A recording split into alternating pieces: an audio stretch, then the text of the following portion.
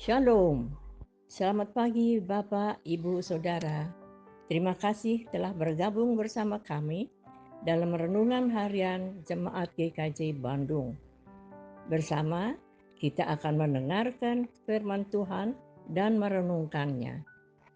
Senin 2 Juni 2025.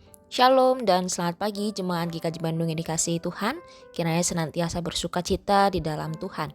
Mari kita mulai segala kegiatan kita pada pekan yang baru ini. Dalam pengenalan kita akan firman Tuhan, kita mohon pertolongan Roh Kudus dalam doa. Tuhan, kami mohon sertailah kami dalam firman Tuhan yang akan kami terima ini, supaya mampu kami wujud nyatakan dalam kehidupan kami sehari-hari. Dalam Kristus kami berdoa.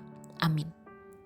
Renungan pada hari ini diambil dari kitab Kisah Para Rasul pasal 16 ayat 30 dan 31 yang demikian. Ia mengantar mereka keluar sambil berkata, "Tuan-tuan, apakah yang harus aku perbuat supaya aku selamat?" Jawab mereka, "Percayalah kepada Tuhan Yesus Kristus dan engkau akan selamat, engkau dan seisi rumahmu." Renungan hari ini diberi judul Kita Harus Membawa Berita. Jemaat yang dikasihi Tuhan, bacaan kita pada hari ini adalah penggalan dari apa yang kita simak dalam perenungan firman Tuhan pada hari Minggu kemarin, di mana kisah ini menceritakan tentang Paulus dan juga Silas yang telah mengalami konsekuensi dari memberitakan Injil. Alkitab mencatat bahwa mereka berkali-kali didera dan dilemparkan ke dalam penjara. Sebegitu besarnya hukuman yang ditimpakan kepada mereka tanpa diadili hingga mereka diberikan sebuah pengawalan yang khusus. Kepala penjara sampai terancam nyawanya kalau sampai Paulus dan Silas lari dari tahanan itu. Penjagaan yang diberikan kepada mereka sama seperti penjagaan untuk tahanan berbahaya yang punya kekuatan untuk memberontak.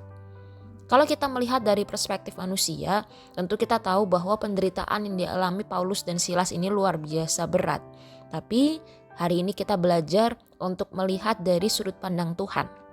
Bahwa Tuhan bisa memakai semua ini dengan maksud untuk mempertobatkan sebuah keluarga, yaitu keluarga dari seorang kepala penjara. Pada waktu tengah malam terjadilah sebuah kejadian yang luar biasa. Ada gempa bumi yang terjadi setelah Paulus dan Silas berdoa dan menyanyikan puji-pujian kepada Allah. Tidak ada belenggu apapun yang dapat menghentikan berita Injil. Akan tetapi, hal yang menarik tercatat pada ayat yang ke-28, yaitu bahwa ketika pintu penjara terbuka dan belenggu terlepas, Paulus dan Silas tidak keluar dari penjara itu. Mengapa demikian? Kenapa mereka tidak segera lari saja ketika ada kesempatan? Jawabannya adalah karena mereka tidak boleh membiarkan orang-orang Roma menganggap mereka sebagai tahanan. Paulus dan Silas berada dalam keadaan difitnah sebagai seorang penjahat keji yang memberitakan adat istiadat padahal mereka tidak melakukan apa-apa. Itu adalah tuduhan dari orang-orang kaya yang merasa marah karena kehilangan penghasilan dari perempuan tukang tenung yang dibebaskan rohnya oleh Paulus. Nah, jika mereka keluar begitu saja, tentu akan membuat orang-orang di sekitar sana mencurigai mereka sebagai pelaku kejahatan. Dan tentu akan berdampak buruk pada Injil yang mereka beritakan. Maka Paulus dan Silas tidak pergi meninggalkan penjara itu begitu saja. Mereka bertemu dengan kepala penjara itu, yang kemudian membuat kepala penjara sungguh-sungguh memiliki kerinduan untuk mendapatkan keselamatan. Dari situlah firman Tuhan diberitakan kepada kepala penjara dan juga keluarganya. Di sini kita melihat betapa besarnya perhatian Tuhan kepada seorang kepala penjara yang nyawanya sebenarnya hanya sebesar kemampuannya dalam mempertahankan para tahanan di penjara. Tuhan ingin kepala penjara itu mendengar Injil bahkan menyelamatkan seluruh isi rumahnya. Rasul Paulus tentu tidak mengenal dan tidak punya fokus tertentu dalam pelayanannya kepada kepala penjara ini. Tapi Tuhan yang menolong dan memampukan Rasul Paulus untuk bisa merespon situasi ini dengan cepat untuk memberitakan Injil.